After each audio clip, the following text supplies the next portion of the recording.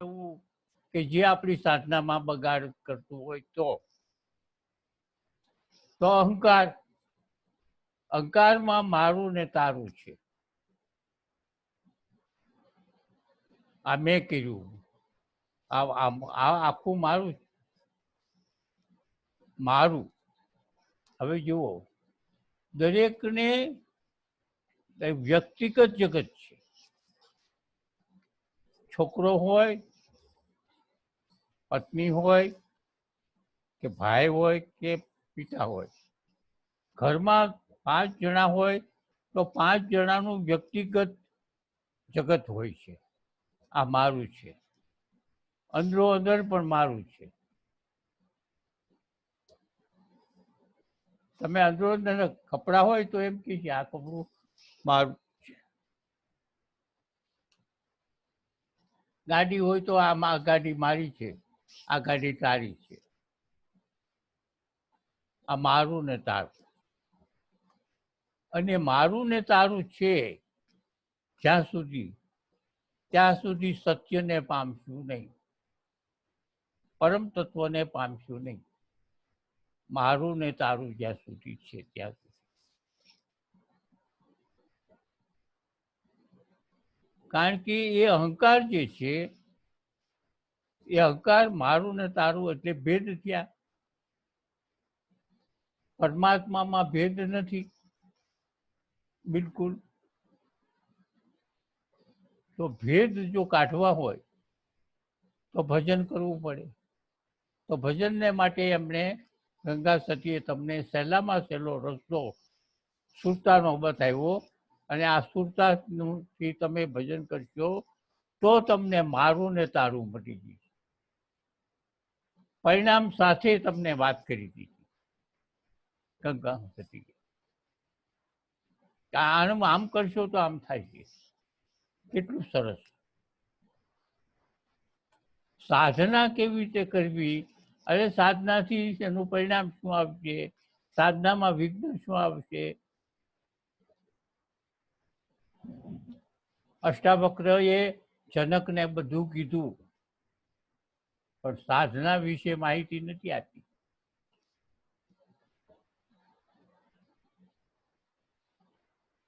સુખદેવજીએ બધું સમજાવ્યું પરીક્ષિતને, પણ સાધના વિશે માહિતી નથી આપી. જો એને એક જ બેઠકે પાર પમાડી.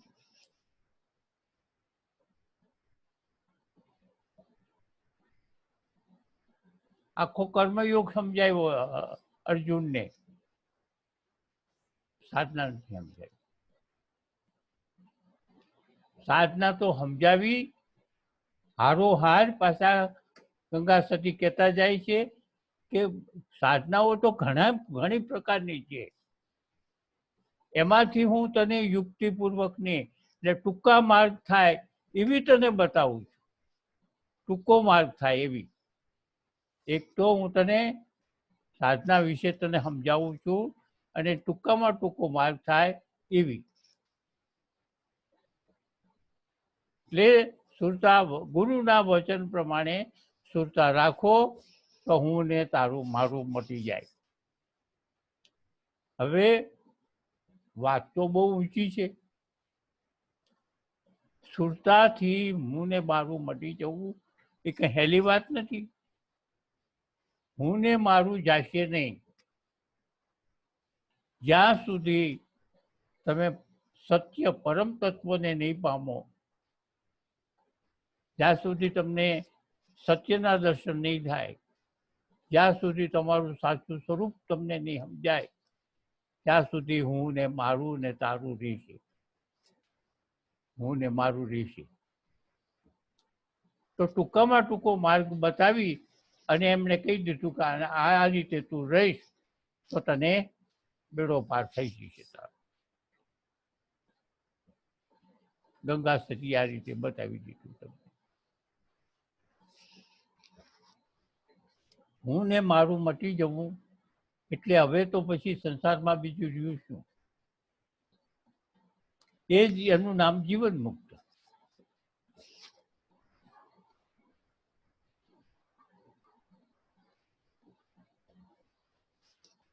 નિંદા ને સ્તુતિ જ્યારે સમતુલ્ય ભાષે ત્યારે અભય ભાવ કહેવાય.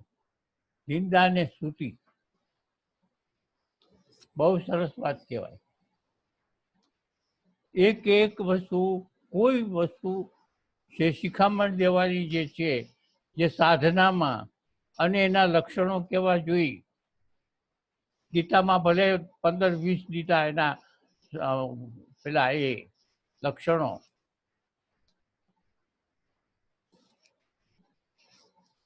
નરસિંહ મહેતાએ હરિજન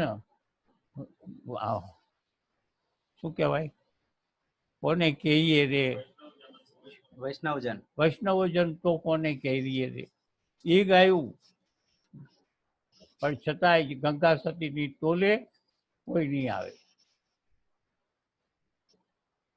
એટલું સમજો, એક જ ઘરમાં 3 જણાની મુક્તિ થઈ. પૃથ્વી ઉપર કોઈ પણ એવો બનાવ નથી બન્યો કે એક જ ઘરમાં 3 જણાની મુક્તિ થઈ હોય પૃથ્વી ઉપર આજ સુધીમાં. અને આપણે ના પાડી શકીએ એમ નથી. 3 જણા એક હારે જીવન મુક્ત થયા એક જ ઘરમાં.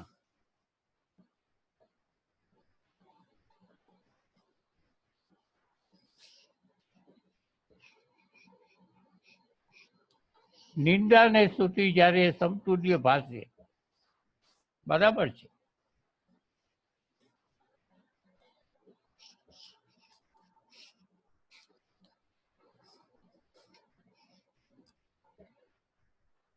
સ્વામી રામતીર્થ પરદેશમાં ગયા હતા, અમેરિકામાં.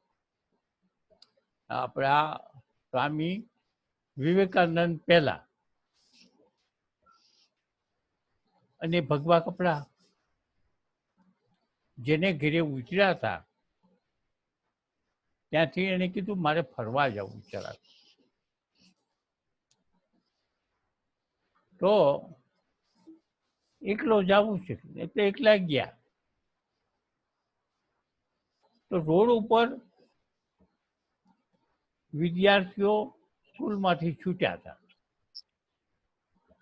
અને ભગવા લુગડા વાળો તો એને જોયો ન હોય જિંદગીમાં વહેલો. એટલે એની મશ્કરી કરવા માંડ્યા. સ્વામી રામતીર્થ પોતાની જાતને રામ કહેતા હતા કાયમને માટે. એટલે એની સાથે થોડાક ઝપાઝપી થઈ રામની સાથે. પછી કંઈક ઈંડા ફેંક્યા, પછી પથ્થર ફેંક્યા ને એવું બધું કર્યું. આખું કપડાં બગડી ગયા, ઈંડાવાળા થઈ ગયા.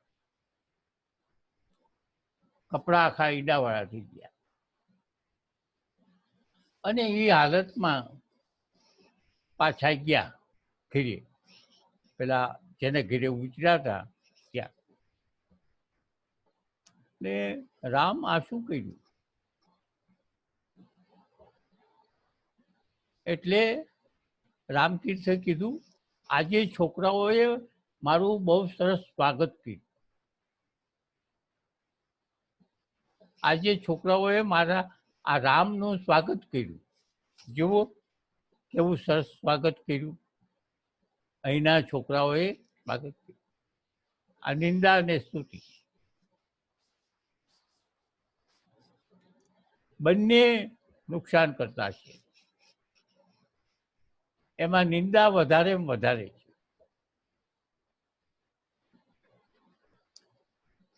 કોકનું પરિણામ આપણામાં આવી જાય એવું પણ બને. હવે નિંદાની એક વાત કરું. આ જે નિંદાની વાત છે, તો નિંદાનું આપણે નિંદાને ઉપર ધ્યાન જ નથી આપતા. આપણે ઘણી વખત કોઈ વ્યક્તિનો અભિપ્રાય આપી દઈએ છીએ ગમે તેવો,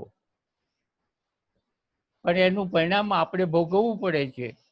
જો સારું કીધું હોય તો ઠીક, પણ બહુ ખરાબ કીધું હોય તો એનું પરિણામ આપણે ભોગવવું પડે છે, એ આપણે જાણતા જ નથી. એક રાજા હતો, એ રાજાને એવું થયું કે મારે 150-200 ગામમાં જેટલા બ્રાહ્મણ છે ને એ બ્રાહ્મણને જમાડવા છે,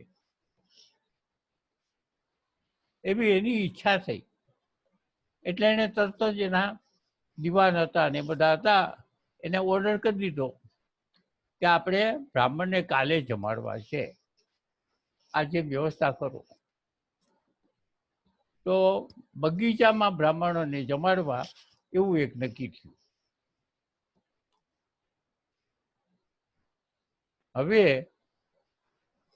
એને તો તરત જ માણસોને જુદા જુદા જે લાગતા વળતા હતા કહી દીધું. એટલે બીજા વાસણ કુસણ આ તે સીધું સામાન બધું આવી ગયું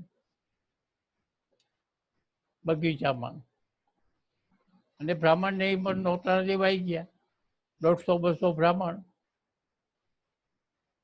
અને બીજે દિવસે 12 વાગ્યે બ્રાહ્મણો આવ્યા, અહીં રસોઈ થાય છે, દાળ ભાત આ તે બીજું બધું બનાવવાનું હતું એ થઈ રહ્યું છે.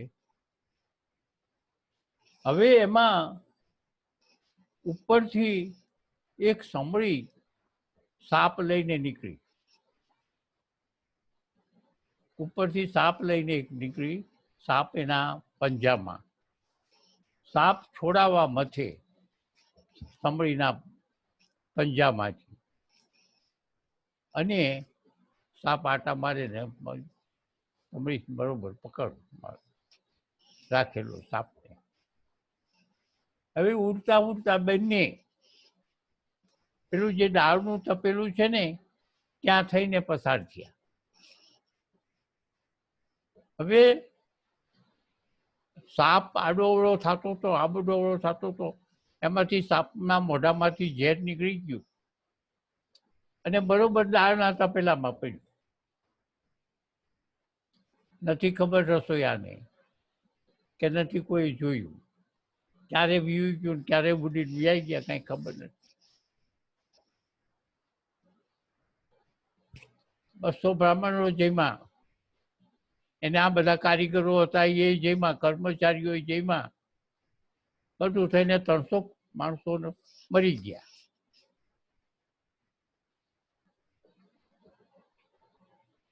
ત્રણસો માણસો એક હારે મરી ગયા બગીચામાં ખાય.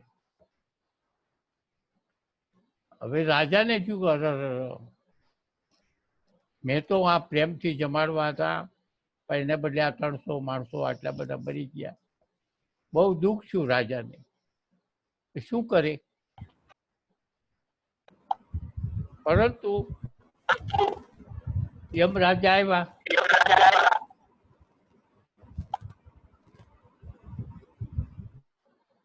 યમરાજા આવ્યા, 300 માણસના જીવ તો લઈ ગયા,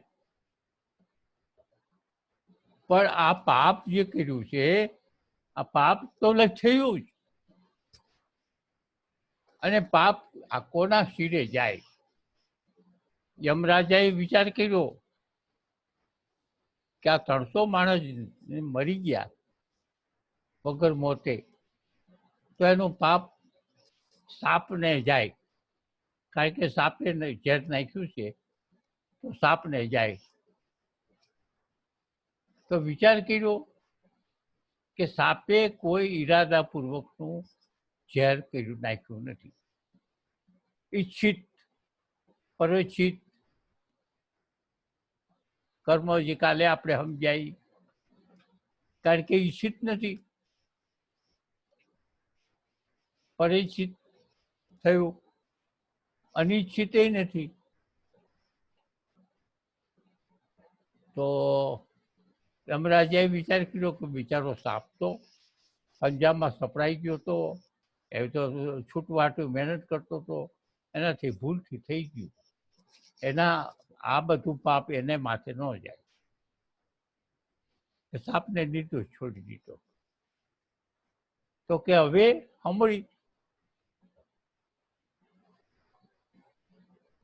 હમળીને માથે નાખવાનું.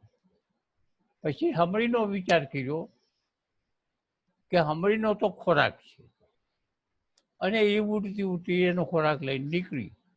હવે એને ક્યાં ખબર છે આગળ નીચે દાળનું તપેલું છે? તો હવે હમણી નિર્દોષ. રાજા રાજા તો નિર્દોષ જ છે, એને તો કાંઈ બિચારાને કંઈ ખબર જ નથી. માત્ર 100-200 બ્રાહ્મણ જમાડવા એટલું જ હતું. તો કે હવે રસોઈયાને કેમ ધ્યાન ન રાખ્યું? તો રસોઈયો આવ્યો ઝપટમાં. ખૂબ વિચાર કર્યો તો કે એ તો બિચારો રસોઈ બનાવતો હતો, એમાં ઉપરથી ઝેર પડે, એમાં એ ક્યાંથી એને ખબર પડે? એને કોઈ ખ્યાલ નથી, કોઈ ઈરાદો નથી. પડ્યું છે એ વાત સાચી છે, પણ એ રસોઈયો જાણતો નથી. તો એ ફાઇલ હવે આ બધી પાપ 300 માણસને મારી નાખ્યા, એની ફાઇલ જાય ક્યાં? બધાય નિર્દોષ. કર્મ થયું તો એનું ફળ કોકને ને કોકને મળે મળે મળે, એનો નાશ ન થાય.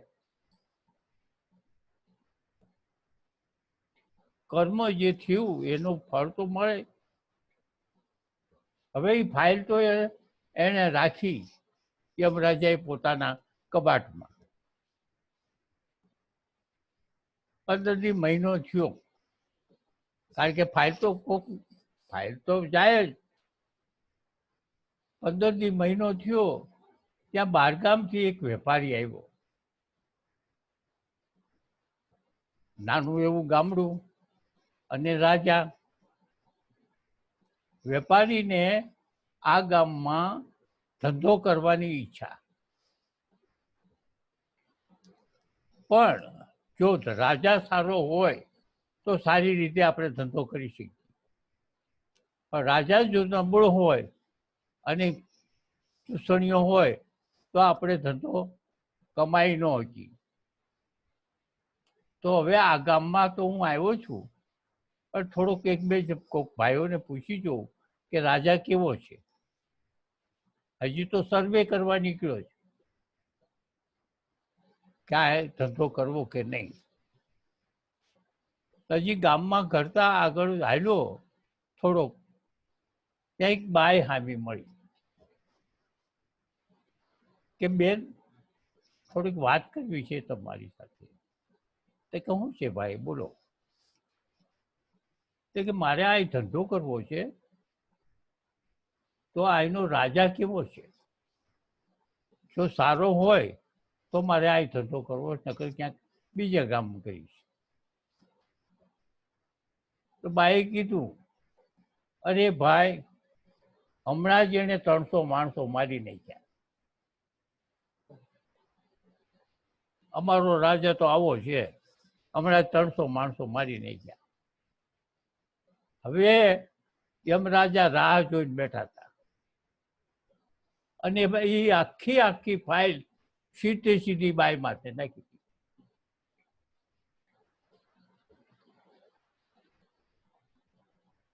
આખી ફાઇલ બાર નાખી. કારણ ગંગા સતીએ કીધું, સ્તુતિને નિંદા. ગંગા સતી સ્તુતિ ને નિંદાની વાત કરી.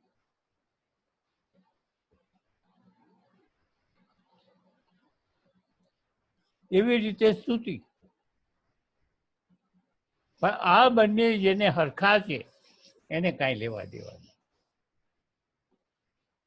ગંગા સતીએ પાનબાઈને કીધું કે જો તું આ રીતે રહીશ, આપણે આપણા જીવનની અંદર આપણે કેટલી હાવ અમથી કોકનો અભિપ્રાય આપતા આવીશું, અને કેટલો નિંદાનો આપણે દોષ લેતા આવીશું, આપણને ખબર નથી.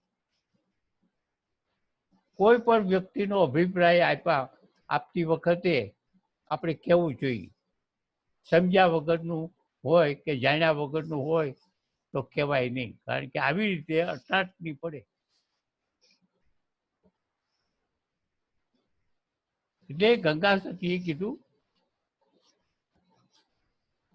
સુતી જ્યારે અરે સદગુરુની વચનમાં સુતાને રાખો અને મારું મટી જાય. સુતી જ્યારે સમતુલ્ય ભાષે, સુતીને નિંદા જ્યારે સમતુલ્ય ભાષે. તમારી નિંદા કરે કે સ્તુતિ કરે. રામતીર્થનો દાખલો એ હતો કે એના માથે છોડ્યા, પણ છતાંય એણે એના જેને ઘેરી ઉતર્યા હતા ત્યાં એણે કીધું કે મારું સ્વાગત કર્યું. છોકરાઓએ મારું સ્વાગત કર્યું. આ સ્તુતિને નિંદા.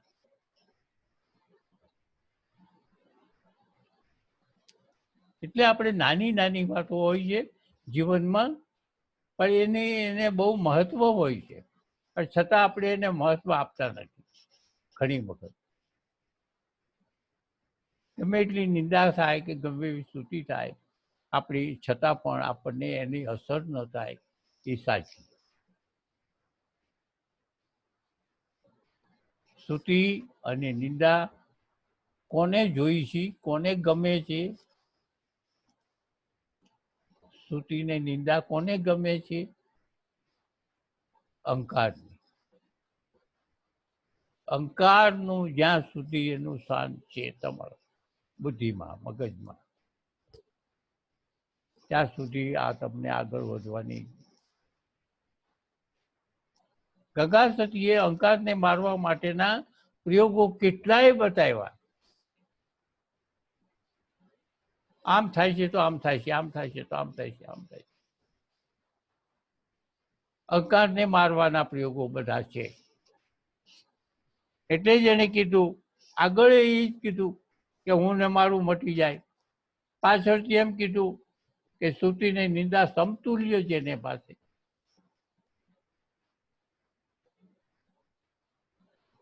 સમતુલ્ય. ગમે એટલા સ્તુતિ કરતા હોય તમારી, ગમે એવી નિંદા કરતા હોય, છતાં પણ એ એના સાધના કરીને આગળ વધેલાના આ લક્ષણો છે. હું ને મારું જ્યારે મટી જાય એવું થાય, અને એવી સ્થિતિ જ્યારે થાય તો તમારામાં અત્યારે સ્તુતિ ને નિંદા મટી જાય, એક સરખી લાગે. સ્તુતિ તો બહુ સારી લાગે, પણ નિંદા નો સારી લાગે.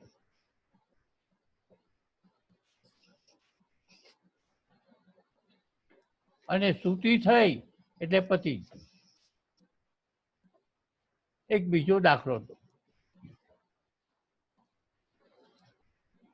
મોરબીમાં અને કચ્છમાં બહુ મોટું ધરતીકંપ નહીં થયું હતું. ત્યારે મોરબી હતી અંદર બહુ મોટું તોફાન થયેલા, ઘરો પડી ગયેલા કેટલાય. ત્યારે મુંબઈના એક વેપારીએ 2-3 કરોડ રૂપિયા મોકલ્યા એક સમિતિને કે આ તમે વેચી અને યોગ્ય જગ્યાએ આનો ઉપયોગ કરજો.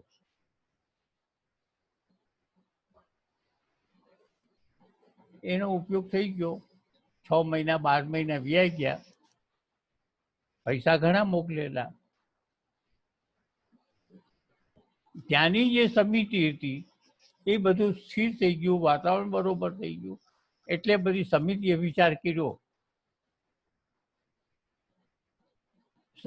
વિચાર કર્યો કે આપણે આટલા બધા પૈસા મોકલ્યા છે, એ ભાઈને મુંબઈથી બોલાવી એનું સ્વાગત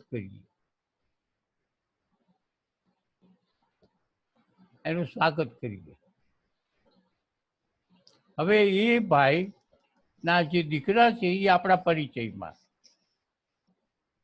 અહીં આશ્રમ સાથે જોડાયેલા. એ લોકોએ જ્યારે આમંત્રણ આપ્યું કે આ તારીખે નક્કી કર્યું છે અને તમારું સ્વાગત કરવાનું છે, આ રીતે તમે આટલા બધા પૈસા આ એમાં મોકલ્યા છે. એટલે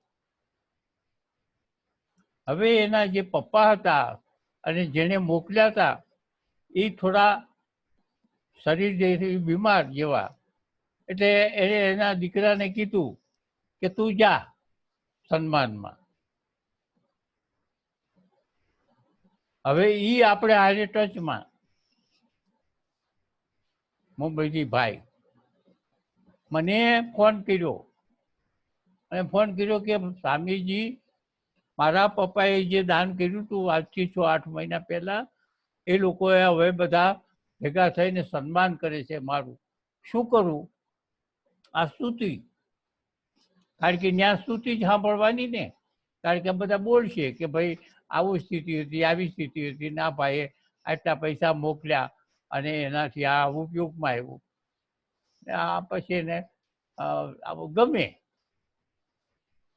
જેને પૈસા મોકલ્યા હોય એને વાહ વાહ થાય, ફોટા છોડાય, એક વધામણી થાય, હાર તોરા થાય. મને કીધું કે શું કરું સ્વામીજી, મારે સ્તુતિ સાંભળવી નથી, મારું સન્માન જે થાય ને એ મારે કરવું નથી, પણ મારા પપ્પા કે છે તું જા. મેં કીધું તમે જાઓ, સમિતિને મળો, સમિતિને મળીને એમ થાય કે તમે મારા સન્માન માટે થઈને કેટલું રોકાણ કર્યું છે, કેટલું આયોજન કર્યું છે, એટલે કે ભાઈ 10,000 કે 20,000, તો એ 20,000 છે ને એ પાછા તમે ગરીબોમાં એમાં વેચી નાખો, મારે સન્માન નથી કરવું. જે સન્માનમાં તમે વાપરવા નક્કી કર્યા છે પૈસા, એ પૈસા તમે આમાં વાપરી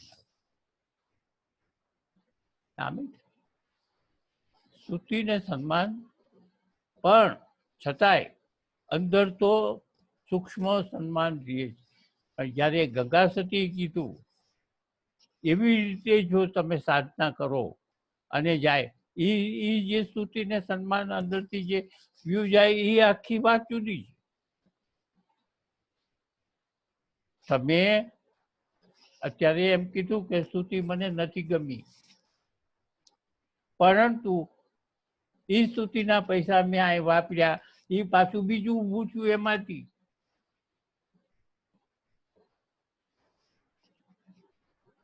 એમાંથી બીજું ઊભું છું સન્માન, કે વાહ વાહ કે તમે તો આટલા પૈસા આપ્યા, સન્માન એ નથી લેતા. પણ જે ગંગા સતીની શિખામણ છે કે જો તમે સુરતા રાખો, આપણે શું કીધું છે, સદગુરુના વચનમાં સુરતા રાખો, સદગુરુના વચનમાં સુરતા રાખો, તો આ હું ને તાર મારું મટી જાય અને સુરતા, સ્તુતિ અને નિંદા બે પણ વ્યા જાય. એનું પરિણામ સાચું ઈ અંદરથી સૂક્ષ્મ પણ ન રહે તે, કારણ કે આપણે સાધના ન કરી હોય અને એમ થાય કે મારે સ્તુતિ નથી લેવી કે નિંદા નથી લેવી, કદાચ કરો તમે ઉપચારિક બાદ, એવું તો ઘણે થાય છે કે મારે નામ નથી લખાવું, રામ ભરોસે કરો, લખો, મારી પહોંચ ફાળવાની નથી, મારી પહોંચ રામ ભરોસે પાડે.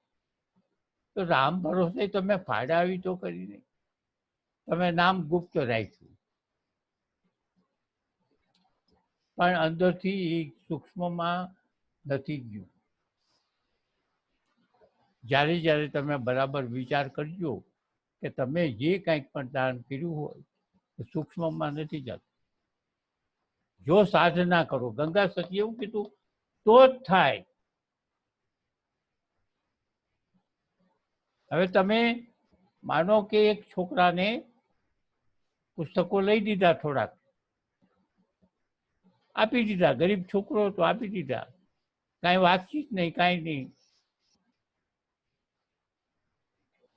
મહિનો 1.5 મહિનો થયો, પછી એ છોકરો પાછો મળ્યો, તારા બાપાને વાત કરી હતી, લ્યો, તારા બાપાને વાત કરી હતી, હું આ મેં પુસ્તકો તને આપ્યા કે તારા બાપાને, આવું કહેવાની જરૂર શું હતી? આ સ્તુતિ, આ અંદરથી સ્તુતિ કે એના બાપા તમારા વખાણ કરે, વખાણ કરાવવાની ઈચ્છા ભયંકરમાં ભયંકર છે. પોતાને ખબરે ન હોય છતાં એ પોતે આડકતરી રીતે પણ પોતે સામા માણસ પાસેથી વખાણ કરવાની ઈચ્છા રાખતો હોય છે, અને એને ખબર નથી કે હું આ ઈચ્છા, મારી ઈચ્છા હું આ રાખું.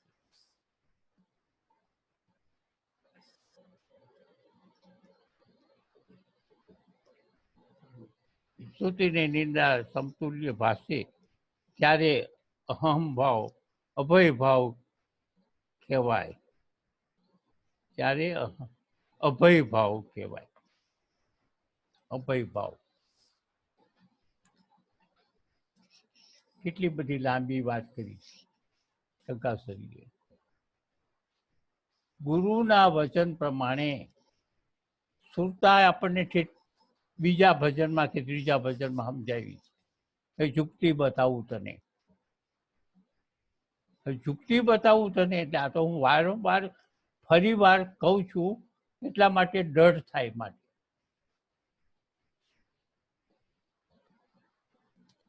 કે બીજા કે ત્રીજા ભજનમાં એમ કીધું કે યુક્તિ એટલે યુક્તિ, યુક્તિ એટલે યુક્તિ, યુક્તિ એટલે તમને જે પરમાત્મા પ્રાપ્તિનો જે માર્ગ લાંબો છે એ તને હું ટૂંકો કરી બતાડું.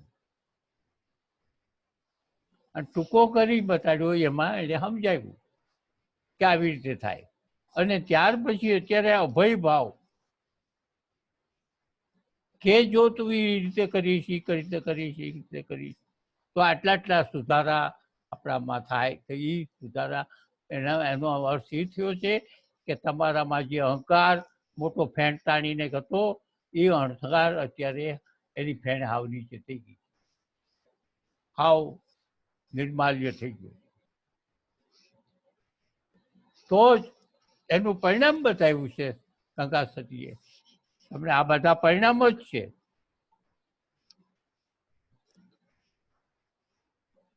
હવે અભયભાવ વિના ભક્તિ ન આવે, પાનબાઈ મને મરને કોટી કરે ઉપાય.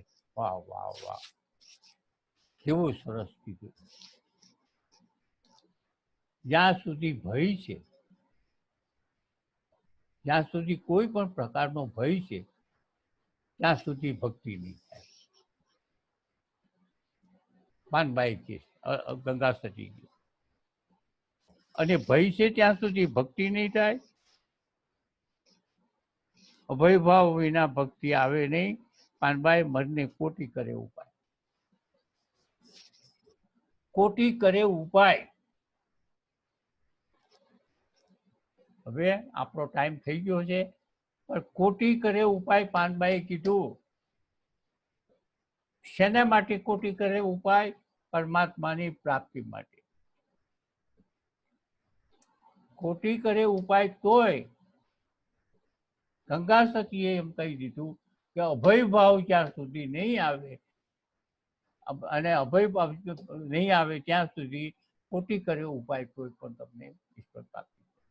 અભય ભાવ ક્યારે આવશે? કે સ્તુતિને નિંદા નહીં થાય. અભય ભાવ ક્યારે આવશે? કે સ્તુતિ ને નિંદા અને આગળ જે કીધું હું ને મારું તારું મટી જાય.